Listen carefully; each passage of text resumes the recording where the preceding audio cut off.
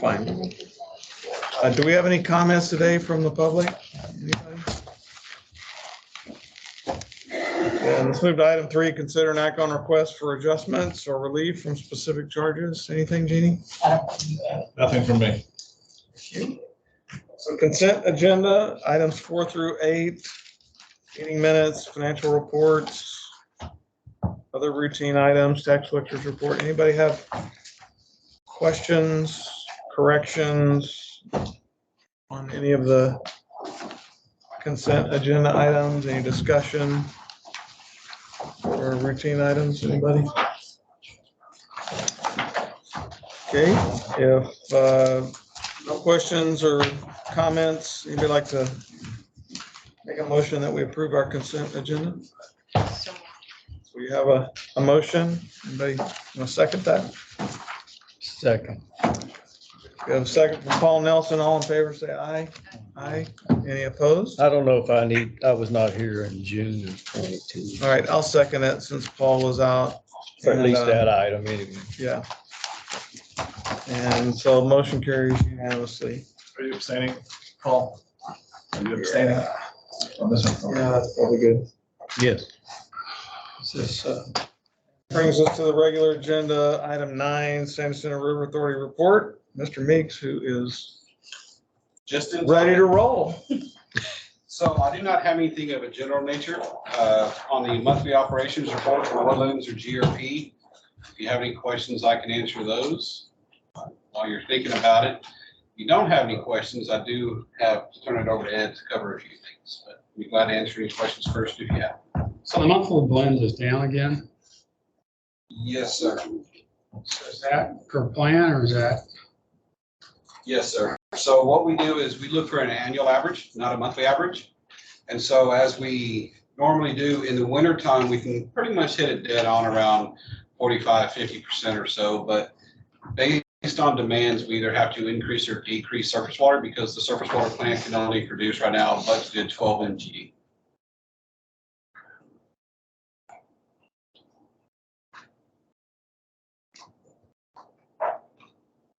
You know, what would be helpful on here is if you showed actually plan for the year. Showed plan versus actual. So you'd know that the deviation was per plan. We can do that. And what we've done, just because, I mean, with demands, it's hard to actually determine what the weather's going to be like, what consumption. Yeah. We can put an estimated line in there to show surface water and groundwater. We have shown on page 18 at the top the budgeted percentage that we're shooting at for the year on the table. So you can see the bottom line of 59% groundwater, 41% surface versus the 65-35. Just because we're trying to remind everybody it is an annual average we're shooting for. Thank you. If there's no other questions, I'll turn it over to Ed to go over a couple items. So I'm talking about the wastewater strategic plan that occurred on July, well, two things. In your packet on page 35 are the minutes for the internal meeting with the consultant, the planning session. And then on page 43 of your packet is the stakeholder meeting minutes or summary. And then I'm going to give you brief highlights of that. So we went, and then the slides that are referenced in those summaries are on the Google Drive. We did not print those or include those in the packet. So going into the stakeholder meeting that was on July 12th, we had two goals. One was to narrow down the number of treatment options from 7 to 2 or 3, and then narrow down the conveyance options from 3 to 2. On the treatment options, there was the baseline option. That's basically repair, replace in place as those facilities needed to be replaced. That's both wastewater plant 1 and 2. The second option was the conventional treatment, and there were two options. One was to build a new conventional plant adjacent to the existing so that you could keep the existing facility operating while you add the new one, so that contractors aren't in the middle of the operations and operations staff is not in the middle of the contractor's work. And then the third one was a membrane, and it had two options. One was new plant adjacent to the existing plant during construction, or try and blend a membrane plant into the day-to-day operations. The stakeholders came back and said, we like baseline, which was going to be a given, and then they liked the conventional treatment as a standalone plant adjacent to the existing plant, and then they also liked the membrane plant adjacent to the new plant. Now, on those options, that would require acquiring additional right-of-way or additional property. Conversation was At wastewater treatment plant number 1? yes, at treatment plant number 1. If you'll look at the slide on page 37 of your packet, looks like this. The highlighted area in yellow is kind of the area in question for acquisition if one of those options is chosen. And it's basically the land between the plant east fence line going all the way to Golden Road, and then also the area north of the sewer plant all the way up to Lakeside Cove. And that was to create additional buffer, but also allow for enough space to master plan out the. It may be in the writing here, but is that one tract owned by one No, it's multiple ownership. tract? And so there was conversation about that and whether people were being displaced. And so that conversation did occur. On conveyance options, we talked about 3 different options there. One was an all gravity line from sewer plant 2 to sewer plant 1. There are some places where that would be a fairly deep line, as much as 35 feet deep, but it was all gravity and it had the potential to eliminate between 5 and 7 lift stations, some of them pretty good size, some of them just normal size. The second conveyance option was a gravity force main between plant 2 and plant 1. Both 1 and 2 were on the west side of Lake Woodlands, didn't get anywhere near the water. And then the third option was gravity force main on the east side of Lake Woodlands, taking advantage of using the large diameter lines that go through Hughes Landing and the East Shore, knowing that those would have to be upgraded a little bit. The stakeholders chose the all gravity option, and then on the west side, and the gravity force main option on the east side of Lake Woodlands. The estimates that are in the packets are for order of magnitude purposes mainly, and they will be updated between now and when the draft report comes out for review and consideration. That's the highlights. Any questions about stakeholder meetings and discussions? Yeah, I mean, this is not what I expected based upon the conversation, the trustee meeting last week. I was expecting like a 1 or 2 page summary. Okay. I wasn't aware of that. Well, I mean, that's what was advertised, is that you guys would come back with a summary of that stakeholder meeting, a debrief with us, not just the minutes. So, yeah, I'm happy that you reviewed the minutes with us, but we can read the minutes. Normally having a summary would have been what I would have expected. I don't know, I guess maybe that's not what your standard practice is, but this is. In the past, well, prior to you joining the board, we've given verbal summaries of those meetings without going into, we cover the main points of what occurred, but not going into the specifics. On Tuesday night, he said, or Wednesday night, he said he was going to prepare some stuff and he'd have it for the MUD meetings this week. Those were his words. Well, I mean, was he going to prepare something and he was out in COVID and he didn't do it? Or he wasn't going to prepare something? I don't know if you meant the minutes. I know a little bit of history. Normally, when we have a project, something like this, we would just have a 1 or 2 page summary, high level oversight, if you will. But That'd the be trustee, great. I'm sorry, what's That that? would be great.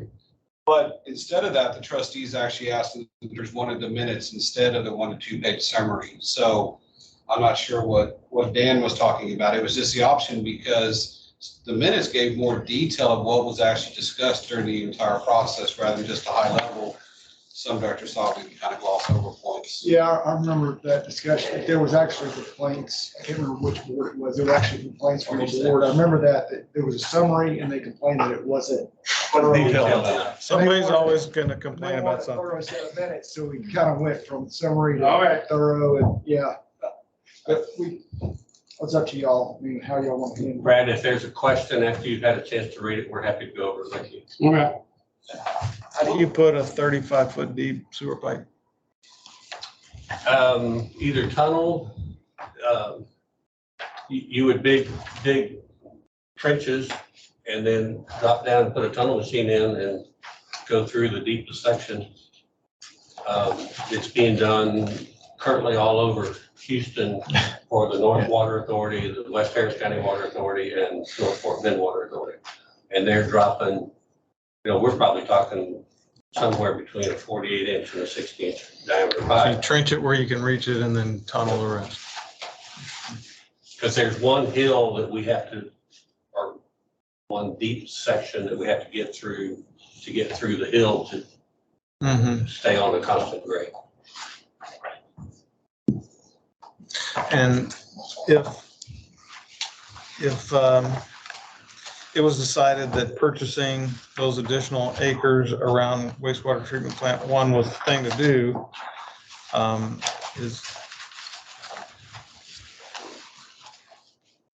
what do we know about the willingness of owners to sell, or do you have to, try to condemn it and get into Well, there's a couple eminent domain options. and all that?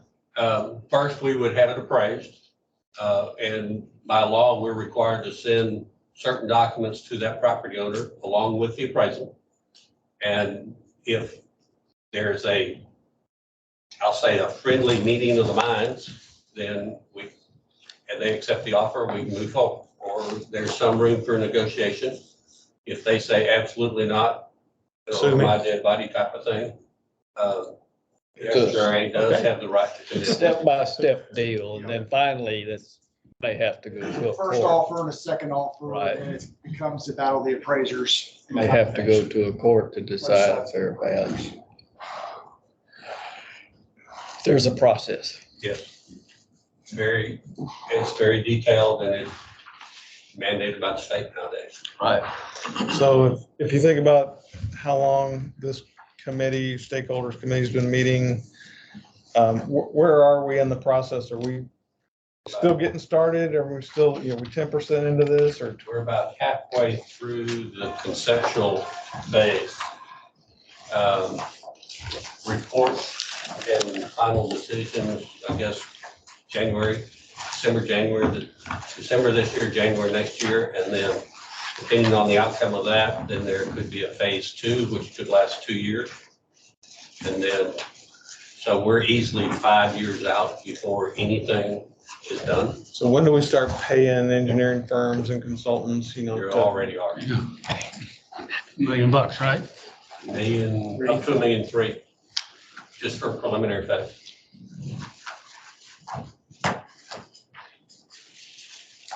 Okay. Other questions about stakeholders and the strategic plan? So you eliminated everything except for this property option, Correct. okay?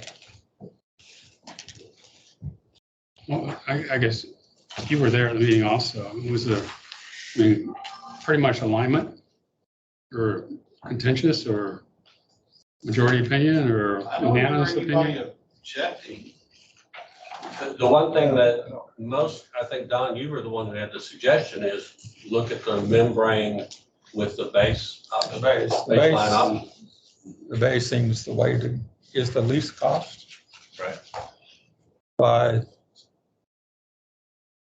20 million, 30 million? I thought it was more than that. If you took out the 60 million or whatever it was, Yeah, it's about 70 million if you take out about $70 million give or difference. take the gravity line. The gravity line, the addition to take out 14. But And that eliminates all the lift stations, it eliminates or 5 of them. 5 of them. Yeah, Yes. for 70 million, you can eliminate another one. But at the next meeting, we're going to take that information, it's going to be fine tuned. We're going to have the financial advisors work with us and then say, if you finance this, because baseline's over 50 years. So that's a bond, 75 to 100 million every 10 years. So what's that principal and interest debt service for the entire period versus if you did one of the other options where you got a bond, paid it off over 25 years, got another bond, paid it off over 25 years. So there's different options. We just want to make sure y'all see, because it's total cost. We want to make sure y'all see total cost, Life cycle cost. life cycle over the entire thing. I think it was a three, so many alternatives, a 2C or 3C. 2C and 3C. Correct. One of those is essentially the base condition So with the MBR technology. Yes. Because and it goes through a phase. Mhm. So plant 2 is not abandoned or rerouted, whatever, until, Stays for operational 20 until years. it's certified. Dies. yeah. and that's in every option. Yeah. Every scenario, plant 2 maintains its service life for another 30 years. But plant 2 is not refurbished in place. It's at end of life, it's shut down and We do the basic Do to the, keep yeah, it basic, but operational. then, yeah. And then when we've gotten to that point where it's 40 years in, we start the 20 years, process no. to convert. The only caution being that we discussed at the stakeholder meeting is the MUD directors in 25 years may have a difference of opinion and say, don't consolidate, rehab in place. Because whatever action is taken today by the MUDs, it's only good for today, right? I mean, you can't say a board in 20 years is going to have to do this. You know, that argument is always there. Agree. So I don't know how is germane to the discussion. But that's my opinion. It's a real issue, so why not remind people? well, I mean, if you. I'm not saying that, but I mean, you can't say, I don't think you can say, well, somebody might change their mind 20 So we years shouldn't from now. plan? Yeah, Okay, I agree. because plans are altered all the time. But if you were convinced you wanted to keep 2 in service, refurbished in place, you wouldn't need this extra property, right? Different things happen that make you change your plan. I mean, the extra property is only because you're bringing 2 down, right? It's not, it's actually in either scenario. So if you replace everything where it sits today, you wouldn't need that land. But if you do alternates 2C or 3C with the new plant, you're gonna need that land. So the current plant stays in operation. Because that was one of the conversations is to try and rebuild in place, add some cost to maintain operations and keep basins active while they're building new basins. This is only the land to the east. The land to the north, that forest buffer here is just to secure a buffer so no one can build on it. Okay. And then complain about the smell. That's right. Right. Yeah, I Yeah, can that'd be imagine, right outside the gate then. imagine how Lakeside would feel if we built something there. Yeah, no, that was not. I thought that was one of the attractive things about the They'd be here. MBR technology was Control the odor control the odor. on the building. One thing the alternatives are just capital costs, but they do not include things like covers on basins. Right. And so that, I mean, I think that point should have been brought up at the July 12th meeting. There was. Because it was like 10% more expensive for the MBR technology, capital cost wise. I don't know if that included operation and maintenance costs or not. I think it did, but that might be offset by the cost of covers in using conventional technology. Because I remember making the comment that Kimberly Horn estimate to cover the base. Was 15 million. Was 15 million, yes, today. Yes. So as the costs get refined, it may go one way. Lakeside Cove wants to pay 15 and cover them up. Lakeside Cove wasn't intended for the township. So Good. she heard everything. Good. All right. So the next item to talk quickly about is the infrastructure funding. We have a every other week call with the consultant that's working with us on, the relationship with the elected officials. Latest comment that they're hearing out of Washington is the monies that Congressman Crenshaw is trying to secure for Woodlands Bear Branch Dam modification. That legislation should be considered between now and the end of September, with the potential that that money is available at the end of summer of FY23. And that timing is about right, because there's hydraulic modeling that needs to be done on the streams before we can do any design work, and that's under a different project. The other infrastructure money, the ARPA and, I'm repeating myself, the ARPA and infrastructure monies, that money is starting to trickle into the state. But we haven't heard that they're accepting applications for those funds. That's all I have on that item. That is all we have, unless you have any other questions. Item number 9.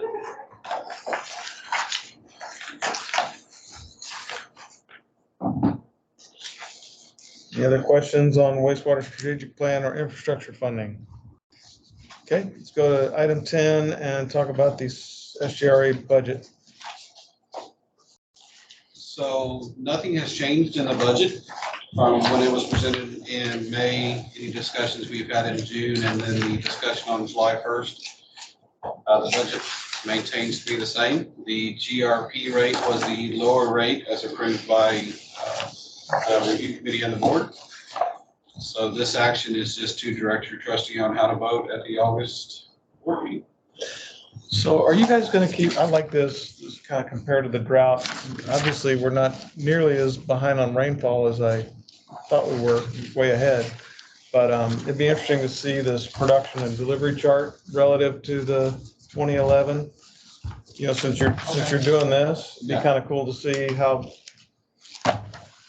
Because I mean, this is the kind of stuff that's gonna affect the budget, you know, the sales. Right. So it'd be great to see that next month, if it's not too hard. And, yeah, I was wondering if with people using more water and all the heat and everything, if that's gonna, if it's gonna affect budgeting at all at this point, or is it kind of too late for that? It's not too late to adjust it. The only thing is what the temperature is doing for us and the lack of rainfall is catching up on the 3-month operating reserve. We were $1.5 million or so down, plus we're down on the R&R transfers. So now the 3-month operating reserve is at 3 months instead of at 2. It's also building up so we can transfer into the R&R that we weren't able to do a couple months ago. Not to mention September 1st with the new budget, the 3-month operating reserve goes up. Generally, I think about $1 million or so. So anything that we can gather now just helps us reach. So your contingency options are better now than they would have been otherwise. They are.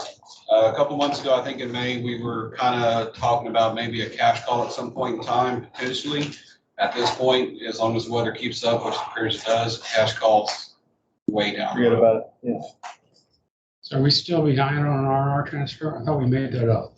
No, we're still down 450. Well, in FY22, we're down 450,000. In FY21, we're down 705,000. So just over 1.1 million. We do anticipate making up at least the 450,000, and I was hoping to do that maybe next week if it's cash allows.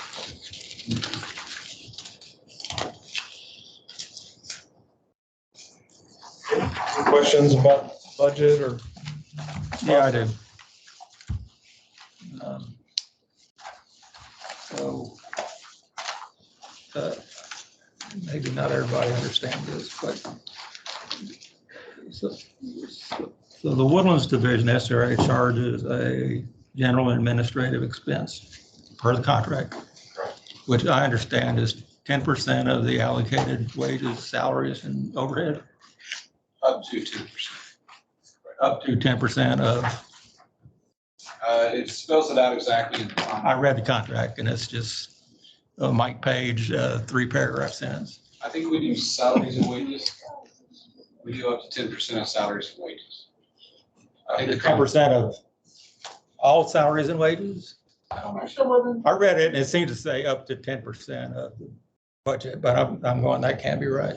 Well, see, and that's been discussed with accounting. It's been up to 10% of salaries and wages direct forever and a day. I know, that's been the practice, but I'm not sure that's what the contract says. But, which is limited, right? Because salaries and wages is what, 2 million or so, 2.8 million? The way I read it, it was like 10% of all expenses, all of the above. Because it mentions operations and maintenance, right? So, Yes, it does. which then takes your budget and potential up to 10% to like 4 to 5 million. Yeah, I know, that just didn't make sense. I even checked with Judy, who has been the accountant for the SRA since before SRA had in-house accounting. And that is how they've been doing it the entire time. 10% of salaries and wages. Yeah, I know, I used to do the Yes, I know. calculation. So are you suggesting they need to update the contract then, or what? I wish it was in simpler language. Clarify it, maybe. I agree with that. I'm sure the attorneys would be happy to rewrite it for you. I'm just, okay, here's my deal. So tell me, it's $903,000 this year. Which line item are you looking at? I'm looking at the draft budget that nobody else got. Yeah, we got it. You got This it? one? Yeah, it's on 1, 2, 3 pages back. It's called G&A Administrative Expenses. Okay. So 903. $903,079. And way back when that contract was written in the early 70s, that number was $80,000, $70,000. And so the explanation has always been, well, that pays for what? I'm gonna let y'all tell me. What does that pay for? It pays for any non-salary G&A costs. So basically, I'm a G&A employee, it's not my salary, but it is my computer, my pens, my paper, the building I sit in, or my portion of the building that I sit in. If The I building's all- 100% works. All paid for. What about benefits like 401k? No, that's part of the allocated salary expense. and benefits portion. That's all salaries and wages. So basically, paper, pens, computers, desks. Not computers, because each department does their own budget and it's sent to each division. But as I understand it, DNA buys them and allocates them out. So this was charged to G&A, but I don't portion know. was allocated out. I remember seeing Raymond's budget expenses for computers, software, and what, and that was allocated to Woodland Division, DRP Division, What would you like whatever. to see? Can we I'd like break to see- that down to? I'd like to see a breakdown of that, Is that possible? how that breaks down. Is it possible to see what that breaks down to? I mean, is it too late? I understand what you're asking for. What do you mean? It breaks down to. Like what goes into the 903,000? So would that just be the G&A budget, showing the income from the 4 divisions? And then the expenses? Would that Provide the suffice? budget. I don't know. Because the G&A budget, basically its revenue is this G&A allocation from the 4 operating divisions. So that would be your revenue, then your expenses would be everything that the allocations are spent on. It's in the G&A budget, Yeah, it's in the G&A budget. other than salaries and benefits. Yes. And I think that's what he's asking is what are we spending 900 grand on? And do the other divisions have a similar fee? And I know the answer to that. So it's based on contract in some cases, and in other cases, it's more of a traditional allocation. So say I spend 10% of my time on a division, then 10% of the G&A cost goes with that, right? Based on the number of employees, it's a percent allocation. That's for a few of our divisions. We do have, the Woodlands has a specific limit with the 10% of salaries and wages. And then Lake Conroe is subject to 15% of their costs. So there are some that are contract limited. Okay. And we've been doing it this way since the 1970s? Yes. We can definitely get you the G&A budget so you can go through and see if that answers the question. I just never seen a breakdown of how that is spent. We can get it tonight. I think a budget Put it on Google Drive if everybody wants to see would it. be helpful, but showing year-to-date expenses, what they are. Oh, for each one of the items in their budget? Yeah, I mean, if you just tell us the budget, I don't know how much you break it down. But I mean, I'm not asking for, every $100, but, you gotta have, I don't know, it'd be interesting to see what kind of distribution you have. Do you have, a few big items, or do you have a zillion small items? Right. Jamie, the G&A budget set up just like this, right? Yeah. Yeah, It's the same line item. So you'll see all the line items, the actuals, the, rolling 12, all that stuff as well. Is this the first year ever that the allocated salary and wages exceed the Woodland salaries and wages?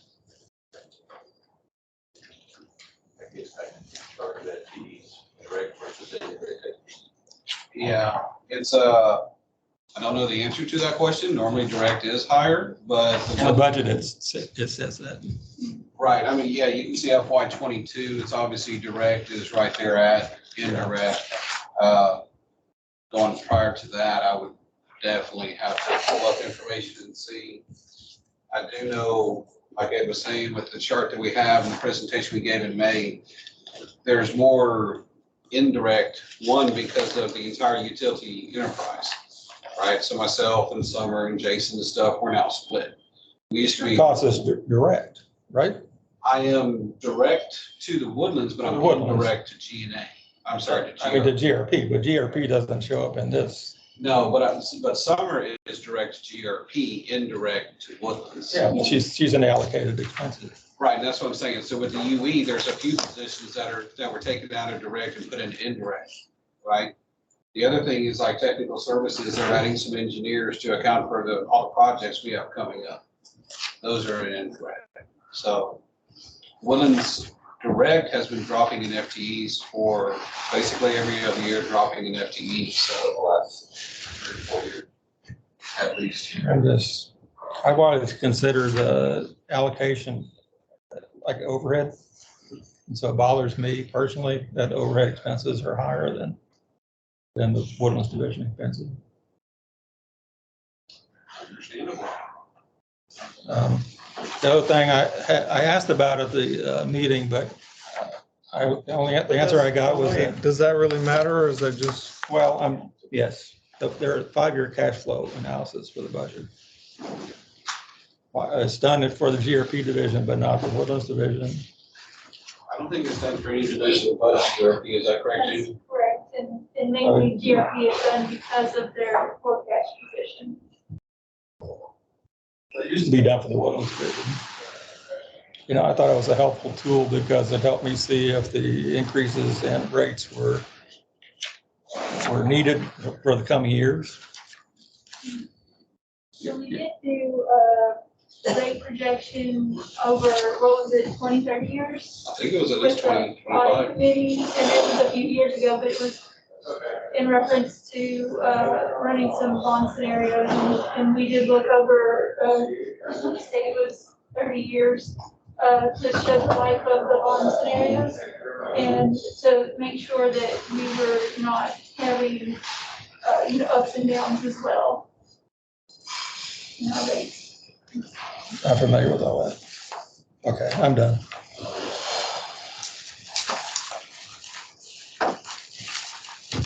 All right. Item 11, update on Bear Branch Dam and review. Well, I want to vote. Yeah, I guess You need to make a we're recommendation. gonna vote, that's one. If not, I'd like to make sure all these questions are out on the table before we go on, so that we don't come up next month with another list of issues. Do we have a? Okay, well then that's kind of where we are then. We either need to vote to That's approve right. the budget, or if we still have open items that we need answered, then I would make a motion that we approve the budget as we've seen the last 2 or 3 times. This document, my motion. second. Any discussion? All in favor, say aye. Aye. Any opposed? Okay, so we have 1 opposed, carries 4-1. That's fine. Thank you for your I question. appreciate your questions. Yeah, that's what we need. Thank you. And take note of his questions, Staff obviously. can still work with Scott to answer those questions will. outside. So we still need the answers for Yeah, we'll him. get the answers, directly to Don or Connie. And in the future, perhaps we can include those. Just a process question, though. This really, if I understand our process, the ad hoc committee actually works this, right? So that three-person team, The Finance and Audit Yes, Committee. with the finance. and then that comes back. So they bring it to us, we look at it 2 or 3 times, then it comes to the board for more comments, and then it comes down to the MUDs. Is there any history of it ever being changed between when the subcommittee? I mean, there's a lot in here, and so anytime somebody has a good observation, you know, that, hey, what about this or what about that, bring it up, and if it's material and it needs to change, these guys are happy to change it.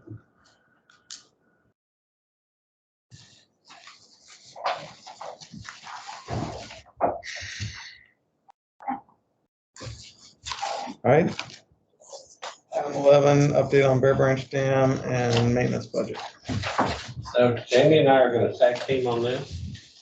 If you will go to page 63 in your packet. 63 is just kind of a cover sheet. 64, this is the image of the yellow Bear Branch system. So that's Bear Branch, Panther Branch, Alden Branch. You can kind of see the different shades of color for the different muds. So there are the 5 muds, 7, 46, 47, 60, 67. Jamie's going to talk to you about the actual numbers, and then I will get into specifics of what's included with those numbers. So, as Ed said, I am on page 65, and I'm gonna go over the budget summary. Just to point out that this is a summary of the detailed budget that's in your packet on page 63. Sorry, 62, 61 and 2, sorry, I grabbed next month's food packet. So details on page 61, 62, and then I am on page 65. So the first item I would like to highlight is that we have a contribution from the MUDs of $603,000 for fiscal year 23. Of the $703,000, MUD 7s is $57,425.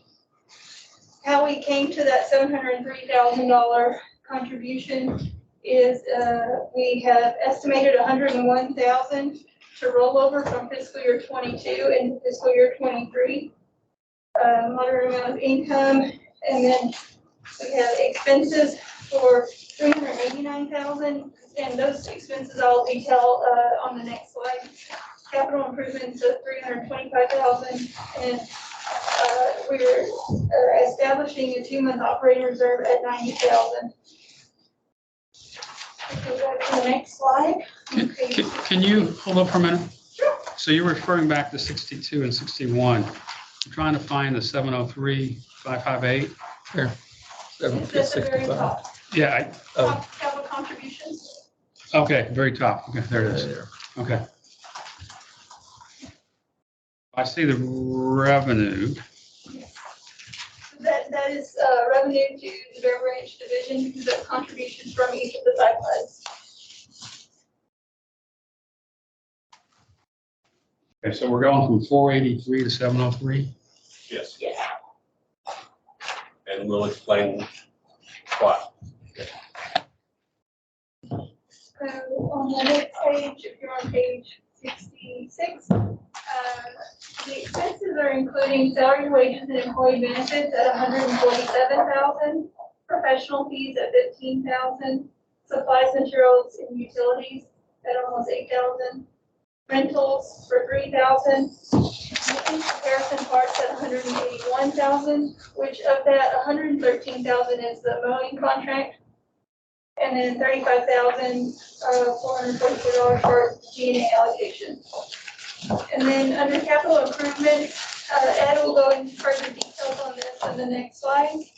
But just to point out that the $125,000 for the soil cement repair and the $125,000 for the service spillway is the $250,000 that was approved previously to move forward on the preliminary engineering report for those projects. And then a third project for a low flow vault repair of $75,000.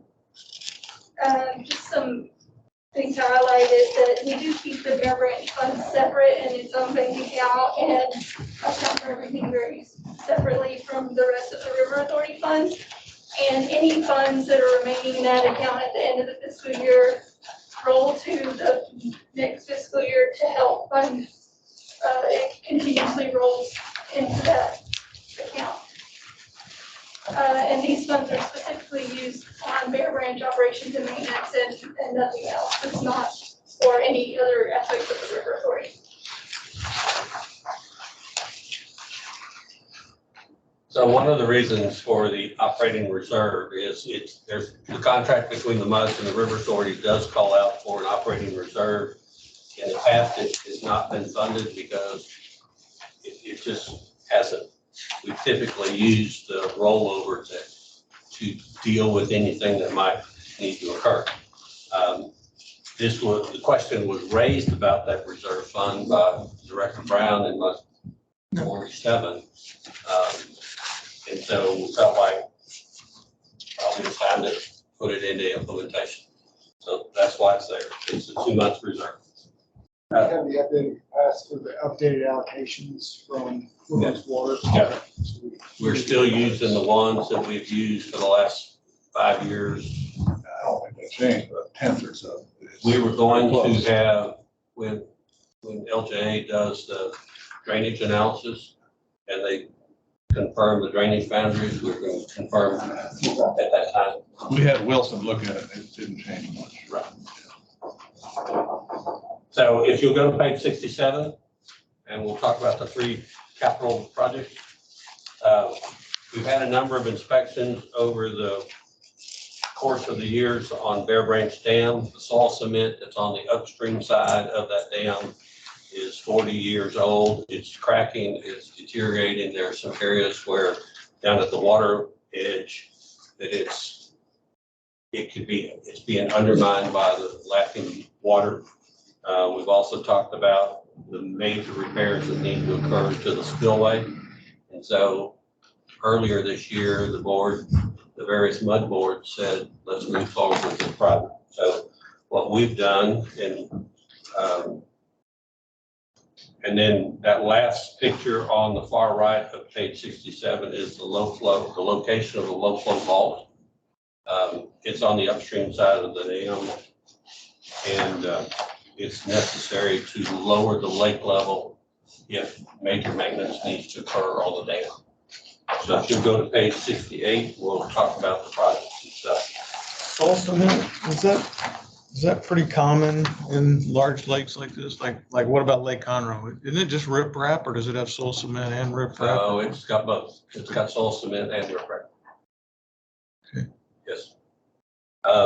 So on the soil cement, I've mentioned to you before that Congressman Crenshaw is pursuing $3.6 million to come to the Woodlands to offset some of the total cost of the rehabilitation of the soil cement and the spillway. It's $3.6 million. It's a reimbursement. So the MUDs have to spend the money first, or SJA has to spend the money first, then we apply for reimbursement. And we get reimbursed if federal funds are available. But the conversation was, it felt like because there's some hydraulic modeling that needs to be done, that this project would not need to start up until late FY23. And this $125,000 for FY23 is to initiate preliminary engineering for this aspect of the project. And that leaves another amount for the final.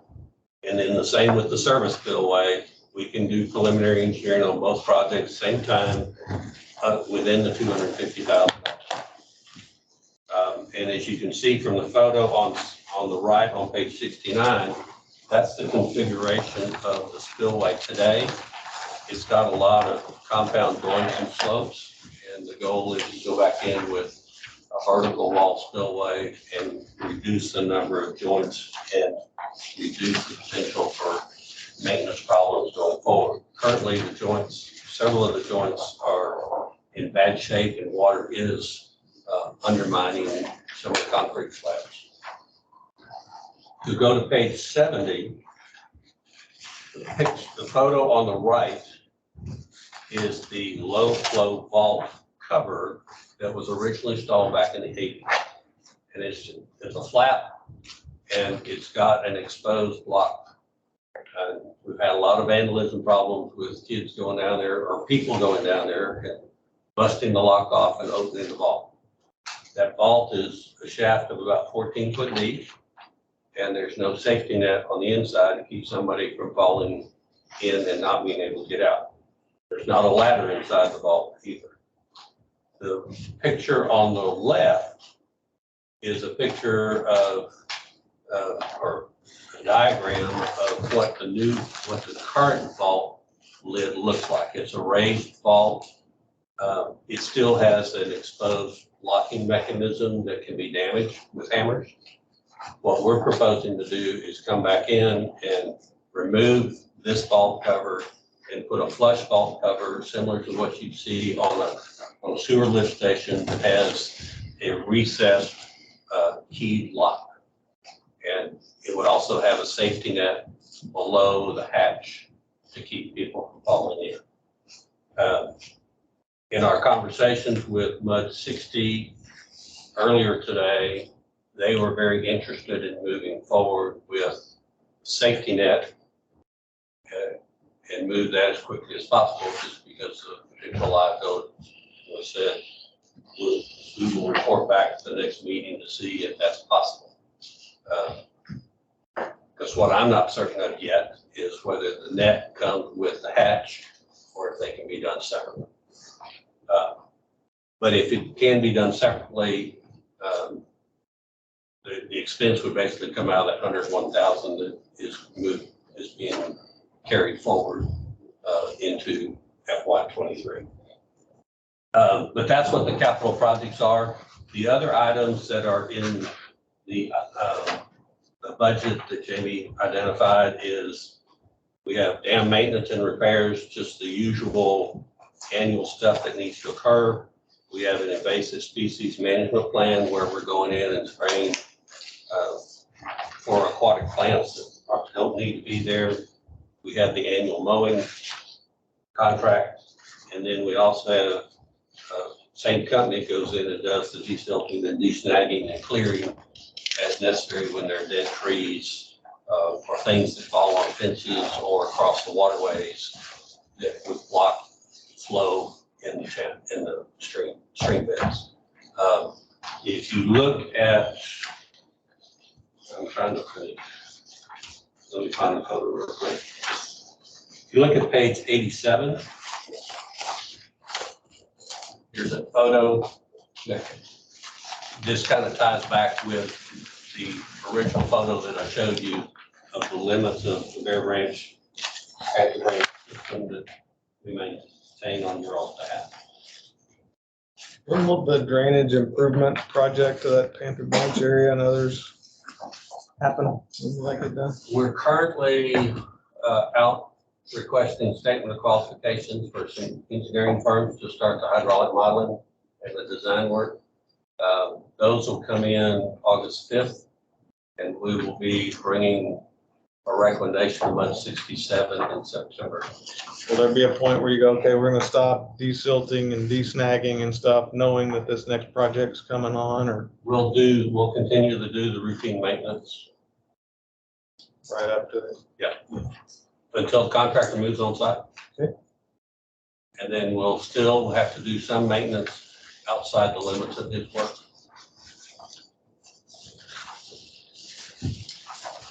Questions about Bear Branch Dam, the reservoir system, and the maintenance budget? Was a low flow vault, you're gonna use the existing structure? Try to, yes. Basically, cut the hole that we need for the new lid, and retain the structure. So you're gonna build that higher, or I thought I heard you say. No, sir. No, okay, I was. Okay, No, it's already deep enough inside. no, higher. I thought it might be anti-vandalism higher kind of thing or something. No. Okay. Just gonna try and lock it down better. So Ed, looks like you're still up with item 12 and the, We have more discussions on this? So the 125 and the 125, I heard was previously. Preliminary engineering, yeah. I'm sorry? Preliminary engineering. Yeah, but it was previously approved, is that right? It was approved for us to put in the budget for consideration, yes, Okay, approved to put in the budget, wasn't approved to spend yet. correct. Okay, And there's no need to spend it. As I mentioned, there still needs to be some hydraulic modeling on Bear Branch in the dam. And there's no reason to start preliminary engineering when we don't even have a new configuration for the spillway. so we're looking at over a $200,000 increase in annual budget. Because of this project, Most of that's driven by the capital improvements. correct. So do we know what that's going to do to our mud, our consumer cost? our mud gets about 8% of the total Correct. of this, so. 56,000.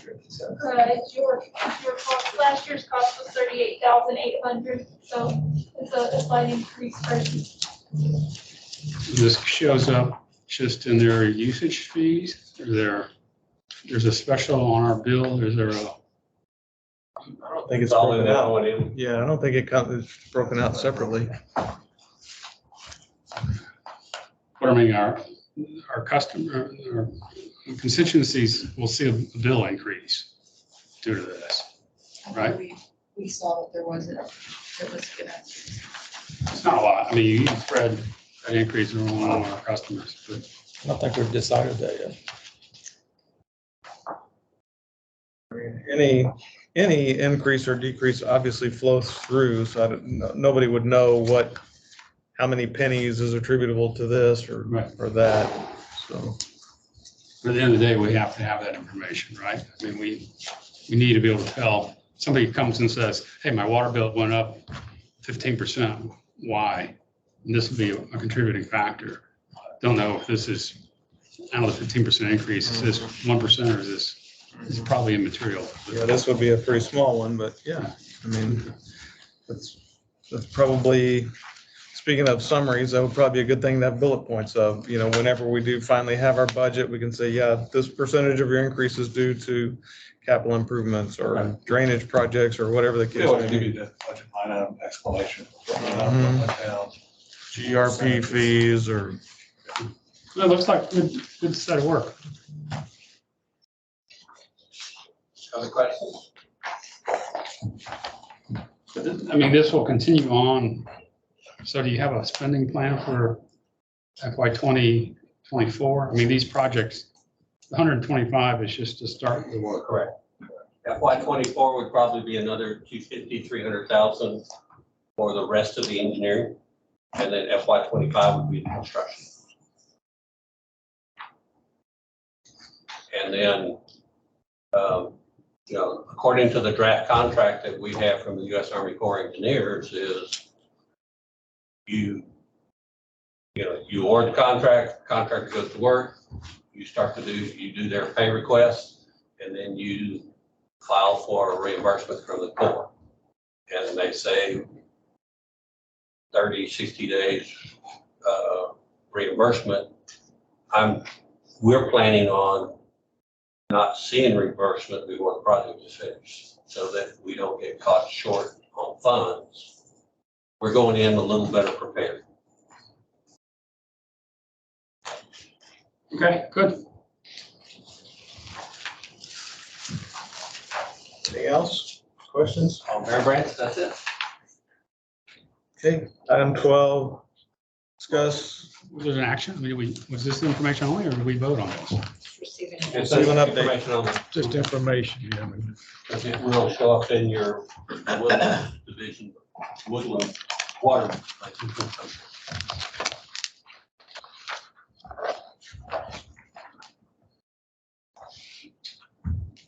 Kyle, I don't have number 12. Chris does. It does say your name, I but know. that's fine. We like Chris too. So Hey, Chris. we had received some questions on how the GRP rate is calculated, so that has been included in your packet, beginning on page 54, running through about 58, 59. It was included, if you attended the budget discussion on July 1st, we went through it at that point, but passing it off to all the buds in case there are questions. If you have any questions, I'll be glad to answer.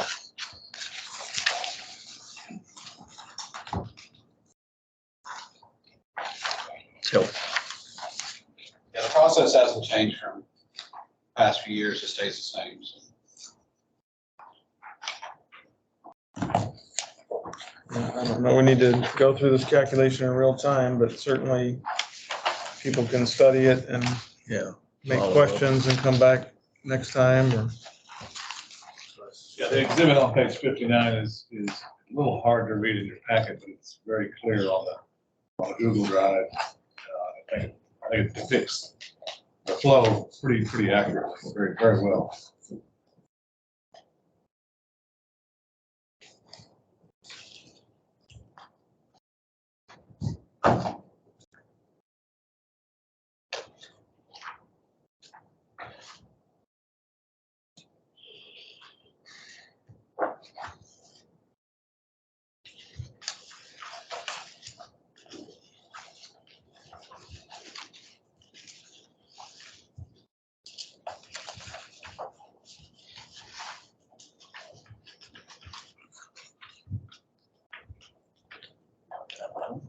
Good with that.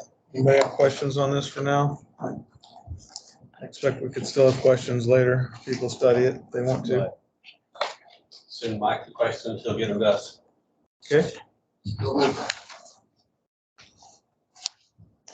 And let's go to item 13, updates on Spring Creek detention study. That is me. Don't think there was a whole lot new this time, was there? No, sir, there's not. Just to bring you up to date a little bit, our consultant, Half Associates, has been talking with the Corps of Engineers about the cost benefit ratio analysis. And they basically said that they're not coming off their basic criteria of needing it to be at least a 1. I think most of the 2 projects that we were looking at came in under 0.8. And so there's not much wiggle room with the Corps right now. We were supposed to have a conversation with the Texas Division of Emergency Management today to talk to them about the study, what's involved in the study, what the project is, and to see what potential funding opportunities were. They're also developing a decision matrix. I think y'all are aware that there are some issues with the properties that we're looking at. One has 1.1 million solar panels that's going to be installed on it before we can even finish the report. And the other is a multi-mud land development project. And so we're developing this decision matrix to identify the pros and cons of the project, the obstacles, and help try to come to a decision on whether to continue moving forward, do the full study, spend the full amount of money, or look for other drainage options that would benefit this immediate area. And then finally, we're also in regular communications with the Water Development Board about this project, its complications, and they've never encountered anything like this, so they're learning on the fly like we. That's the update. Meaning empty land that has all this stuff planned for it? Well, where they've had a project where the client or the recipient of the grant is coming back and saying, there's problems, do we keep going till we spend all the funds, or do we stop short knowing that it's not feasible? They've never had anything like that. Mhm. So that's that project. And then in your packet is a notice of a public meeting for the San Jacinto sedimentation study. I'm looking for the page number. My apologies, I should have had that earlier. But this is on July 28th at the River Authority's General Administration Building. Purpose of the public meeting, there are 3 public meetings required on the study. We're looking at ways to capture, trap sediment on the San Jacinto River before it gets to Lake Houston during flood stage, so that it doesn't silt up the riverbed or silt up the lake. And the lake, And reduce the capacity. And how do you do that? I mean, we're talking ginormous project. Build or use existing sand pits, mining pits adjacent to the river. Divert water through there. Collect high flows so that the water can get over there and the sand can drop out. Mhm. The meeting you said was at the dam. It's up at the main office and it's next Thursday from 6 to 8 is what I recall. 6 to 8. And there is a notice in your packet. I just can't seem to put my hands on it. Because I didn't have the papers. 96. Yes, 92. That's it for us. Any questions?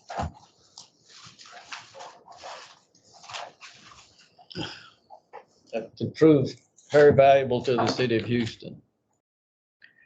Try to keep a little freeboard in the lake.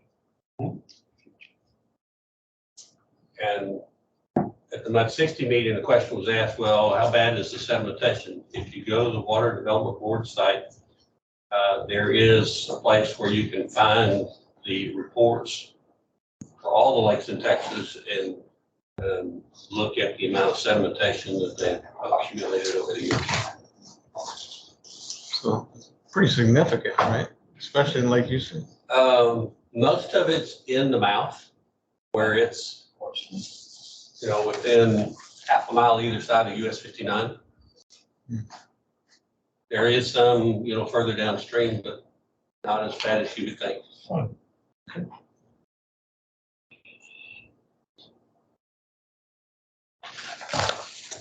All right, any Thank y'all. further questions for our SJRA friends? I have a question about the consumer confidence report. The SRA part, is that here or later? Doesn't matter. I guess the end of the general manager's report, because I'm guessing y'all probably, all these were sent out. And part of it's provided by SRA.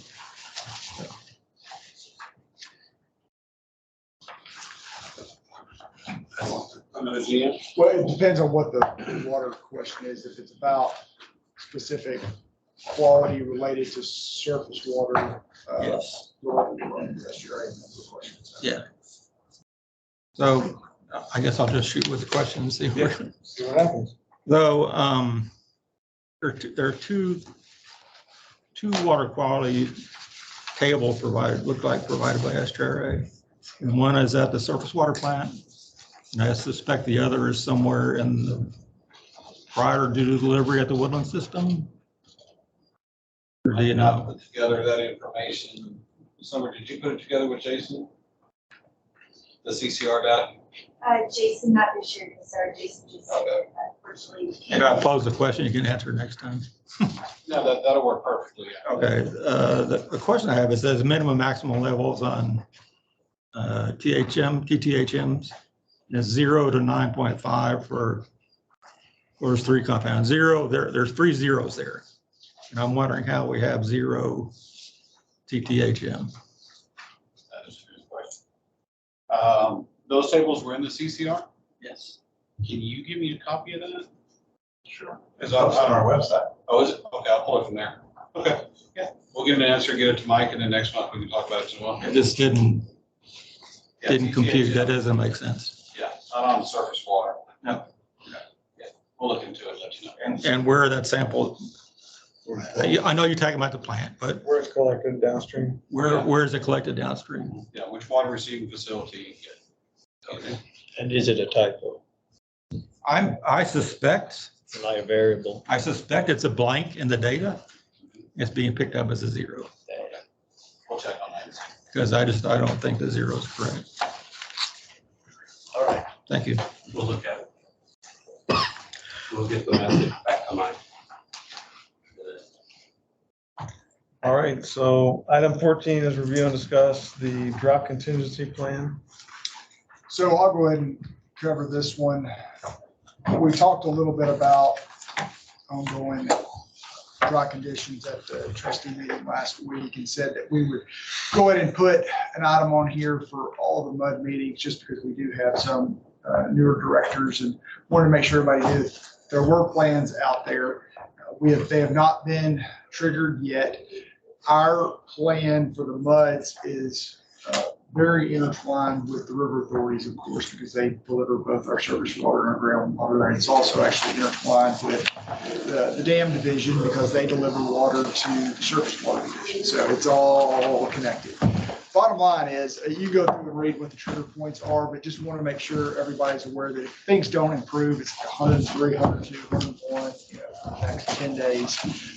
We've been fortunate not to have to trigger yet, but if we do, because we go above and beyond as a community and have the defined irrigation plan, that actually satisfies our first mandatory stage of drought, which is stage 2. First stage is voluntary, second stage is mandatory. So up through stage 2, there's not additional implementation or restriction requirements. There's supposed to be increased monitoring, more public outreach, e-blast information to news organizations, et cetera.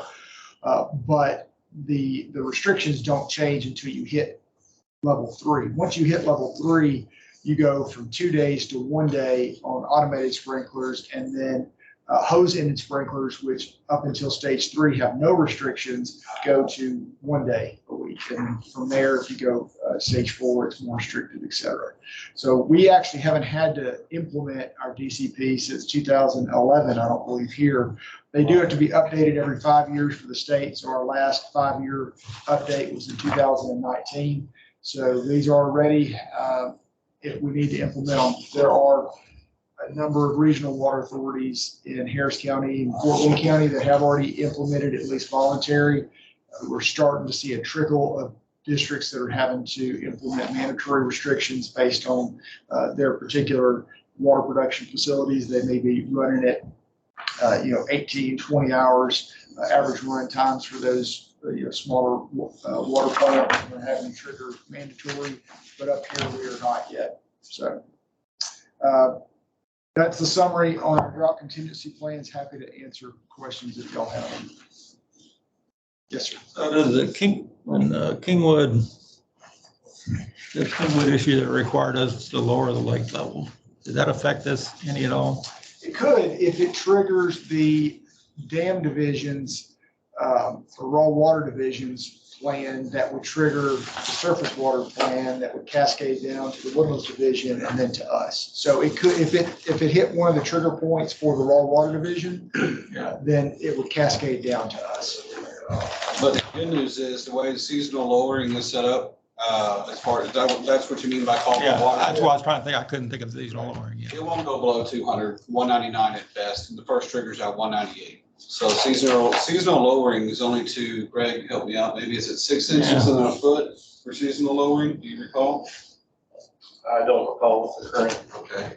If we were able to start at full, it might not have ever reached there.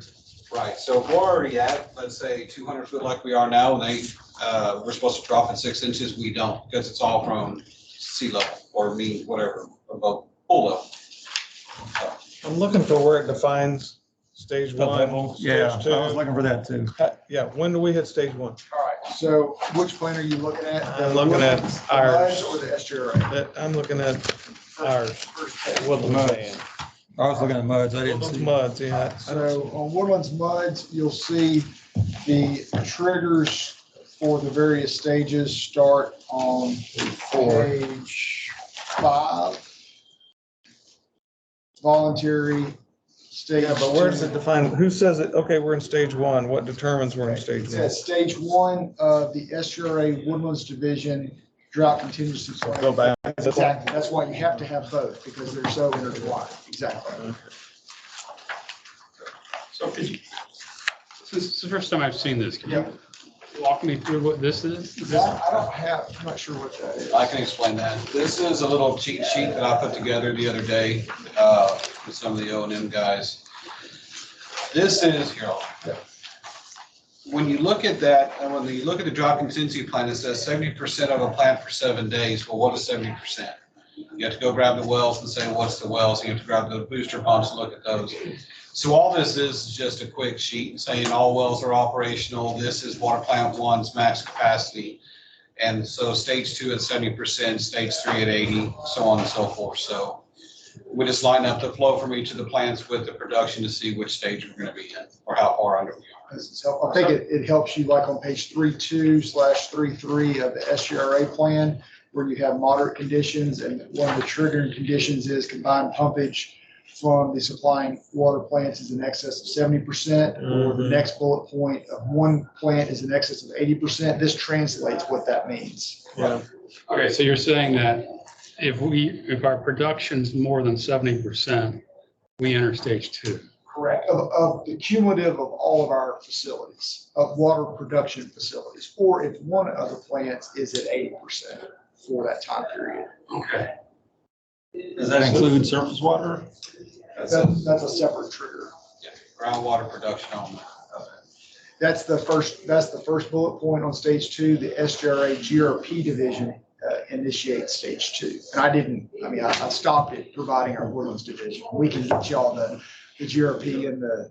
They're on our website. So the work process is we monitor our usage. If our usage gets too high, Correct. we say, we got to cut back. Correct. Okay. It really comes down to peak usage, which is irrigation. I mean, that's our peak usage. That's our bottleneck.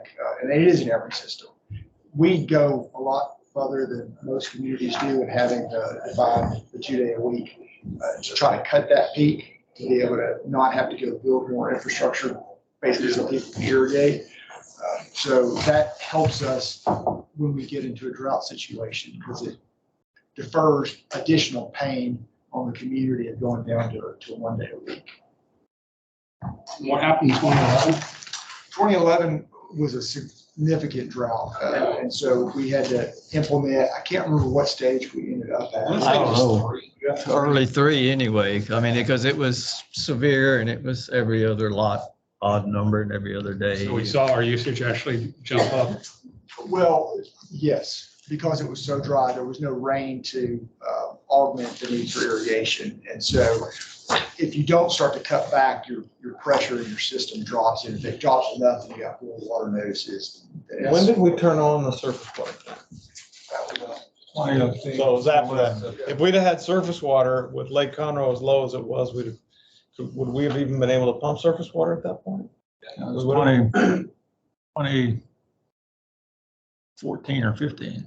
Right. So my point is, if people were already screaming that the lake water was so low, and if we'd have been pumping a lot of water out of the lake, It wouldn't have been good, yeah. It would have been a PR mess, yes. I think since 2011, our whole, I guess, usage per family or per lot has gone down quite a bit. So, Yeah, that's the what I was kinda demand wanting to back see then that would have graph been even worse. now versus 2011. Right. It's probably hotter now. Some of it's local, it's all that efficiency stuff. Mainly, we hope that the volunteer works, just quit using it outside so much. 'Cause that's where it all goes. Like you said, in any typical summer, 60% of it at least is going on the yard and Yards. grass and the Well, And the sidewalk. 60% of that's going down the down the drain. drain. Do we know what percentage goes into pools? So we don't restrict that. No, if we get into stage, which one is it? One of these stages, we have to cut off all non-essential, which would cut off the poles. Right. That's a big step.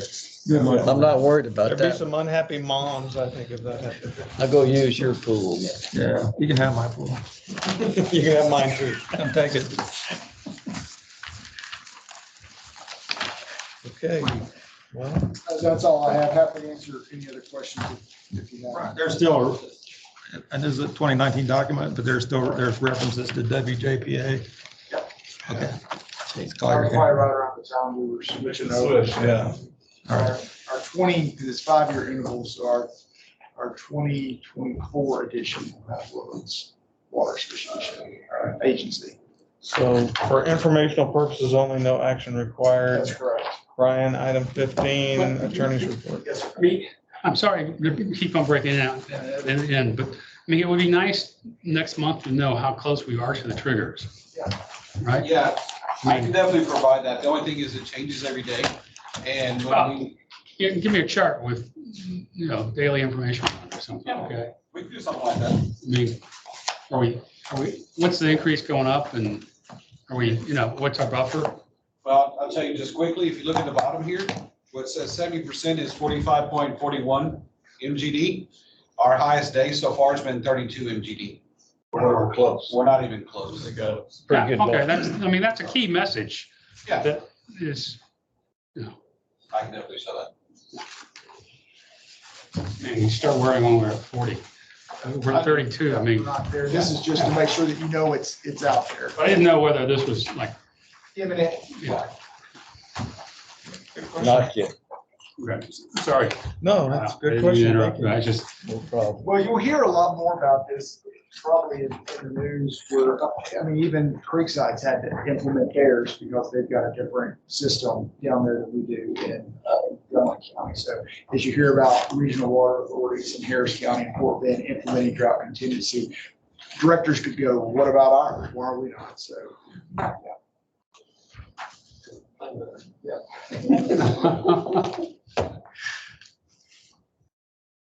All right. Thank you for the question. but I do not have anything under 15 Okay. today. Mr. Mooney? So I talked about Jim, he's getting his surgery tomorrow. So he will be out for 4 to 6 weeks at least. That's the recovery anticipated. He will work from home, and so we'll just soldier on without him and hope he goes well for him. So, couple things to talk about. The trustees approved recording their audio and video recording of their trustee meetings. So that'll happen starting next month. In your packet, you'll see some letters and accolades to Med 67 for getting their grant and their no interest loan secured for the Panther Branch, Bear Branch drainage project. The Personnel Committee approved an 11% salary budget increase that includes the funding of a new executive position to replace Jim when he retires next year. And that also includes a 2.5% increase for merit, market adjustments, merit increases, promotions, inflation, and so forth. That was approved by the Personnel Committee last week. so question on that, is it normal that you have a year overlap? Well, This is the first time it's happened in the last 20 years I've been there anyway. 18, and there's no one, I mean, we've not been through it yet. that was a pretty expensive overlap. Not really, because the increase to the budget is about the equivalent of the increase to CPI, the 8.5% Well, or we did whatever. eliminate 2 positions as well. Right, so we eliminated some positions and added a position, so really, the overall increase to the personnel salary budget was within the inflation.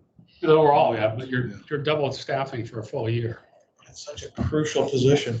I mean, I mean, We eliminated an inventory controller. I've never heard of a private enterprise double staffing for a year for a succession plan. I have. It happens all the time where you bring somebody in and they kind of learn the position from the one who's there and planning to move out. I think it's reasonable. That's That's, We only have it once every Update on that. 28 years. It's, Well, and the other thing to think about is, you recapture some of that when Jim retires, and the new person won't make as much as Jim. So, yes, it goes up temporarily and then it goes back down. my 401k doesn't turn around, I may be here longer than I think. No kidding. market was good today. Was it good today? Unretire. No guarantees for tomorrow though, so don't get your. The only other thing I got is the AMI project. We're hoping to come to you next month and say we're done. The warranty has started. We've got a couple 100 meters left to do, and it's just been a struggle getting them. It's just. I it's thought about you guys, I trucking, it's wondered. Manufacturing, it's both. Our crew has moved on to another project, getting it back to install. To make It's just the been a last- struggle. But we're- I was just we're gonna hoping say, to I've been see the in, light. England for a while and my son is still at the house. And I started getting texts in England telling me that my usage had exceeded my average. So I sent him a text saying, what are you doing? He said, because it's 105 degrees. But it's really neat to me to get a text to say that you've exceeded your monthly average. And just to let you know, it could be a leak, it could be something else. I really like them. I think they'll be a good conservation tool as well. That is the hope, yeah. But that's all I've got, unless you got questions about stuff in the packet. I have, Oh, Judy does have something, yeah. the Montgomery Central Appraisal District normally certifies in July, around the 25th. Due to staffing and all the protests, they're not gonna make it. So it's gonna be around August the 5th. They're gonna send us preliminary totals. Right now, they're at 87%. So they're gonna get real close. They're doing 700 and 800 hearings a day, including Saturdays. So the problem is not having appraisers in with the ARBs to go through the process with them.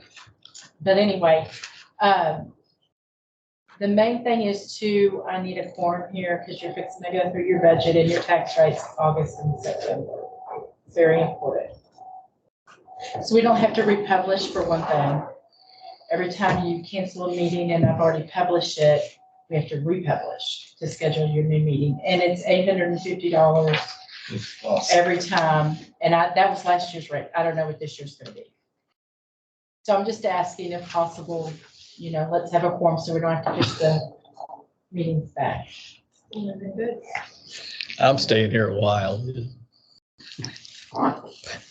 Maybe. Nobody go out of town. All right.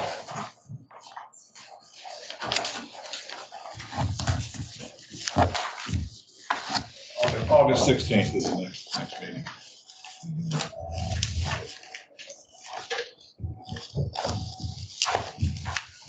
Anything else?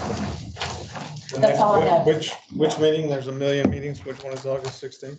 Your next meeting is August 16th. This month.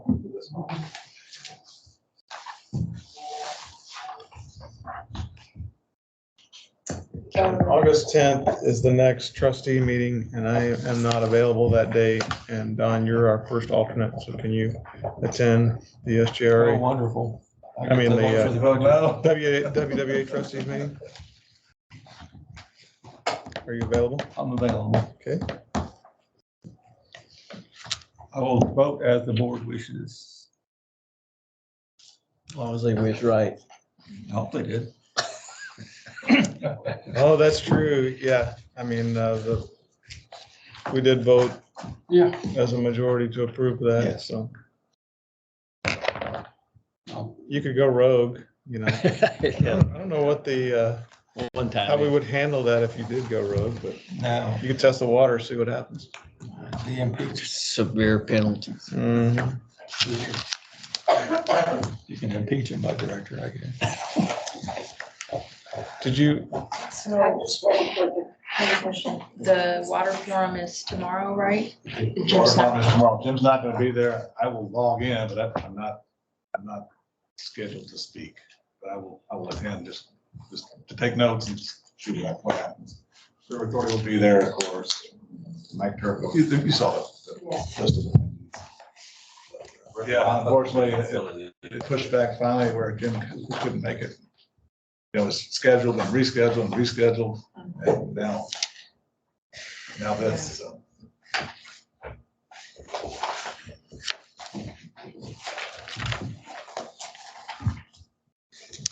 All right, any other questions for Mike?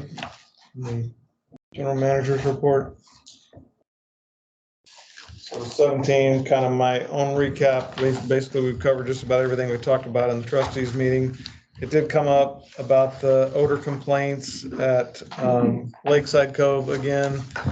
You know, there's been a fair amount of money spent on ways to solve that, and the reality is we've never exceeded TCEQ limits. There's no solution that's been found so far that can make everybody happy over there, and so until We did send a letter to them. It is in your packet on 101, starting on 101. River Authority and I sent this letter to the residents of Lakeside Cove, just kind of a chronology of events that have happened. is it in here, the people that were complaining and found out that the pipes in their own walls were the problem? Is that in this letter that went out? Because that happened more than once, I want to say. It wouldn't have been in our constant contact. There were people that had dried up P-traps and other drain lines that were causing odors, and they were complaining to SGRA and the TCEQ, and it wasn't even, you know, the wastewater treatment plant that was the problem. Yeah, we did find that on one or two occasions. Right. That I know Mhm. of. I've had that problem. I think it's been at least two, Pretty basic plumbing and and they were kind of the loud complainers too, if I'm not mistaken. Part of them. good. Okay. Anyway, if it'll probably come up again, we'll probably get more complaints, but it's within limits, and we don't really have a way to fix it. And maybe someday when we redo wastewater treatment plant number 1, we'll come up with a better Covers. system. Yeah, but there is no cost-effective way now to build a dome over it or something. No guarantee, yeah. All right. Do we have any closed session items? No need to go into closed session today. I know we're kind of running to the end of our time here before the next meeting starts. Yep, okay. Any items we'd like to have on future agenda? Anything we We'll kind of have talked about? Discussion of the proposed tax rate and the Tax rate. proposed budget. On the bud. I've got a question on the trustees minutes. I don't know whether you were going to cover those or. I just did. I mean, I'm not going through the whole thing because a lot of it was already covered. The audio and video recording vote, I did not think it was unanimous. There was at least One, I two. think, yeah, one or Two two. oppositions and the notes reflected it's unanimous agreed. Double check that, huh, Shelley? Yep. There was definitely one person that was pretty opposed to. There was a couple of people that wanted to cut off debate, and I can't remember if they were consistent with that same vote for the, yeah. I mean, it was approved, and it might not have been unanimous. We'll double check. Yeah, that was a roll call vote. Mhm. So, I mean, I would expect the minutes would include the roll call vote. And that's why you do a roll call vote, right? They won't necessarily publish everybody's vote. I don't You're know. right. There was, one, two that were against.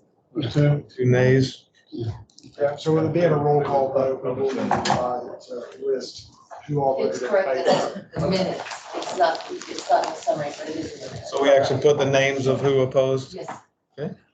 Oh, so this This is, is just a summary. They use it as a It's not the courtesy minutes. to the directors, so they see what happened in prior meetings. The minutes are approved the following month. okay. It's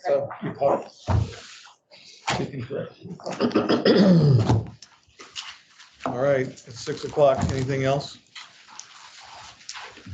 Meeting's adjourned. Thank you all. Sure, and get this sheet and that sheet. And this sheet. This is where I'm signing over my bank account to you. No, just so you can sign on our bank account. Thank you. Awesome.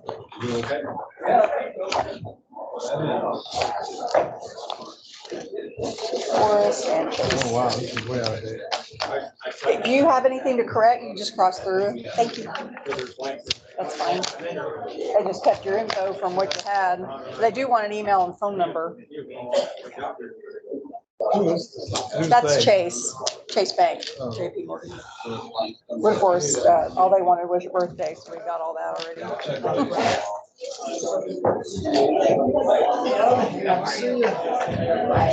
Doing good. Supposed to be important. We're a little long one. Yeah. Go ahead and sign it in the large box. Okay, Maureen, where you sit? I don't know, probably where you were last time. Thank you. Is that it? Yeah, I think so. Is Jim in? That's or is fine, he out? that's you. It's not, I see what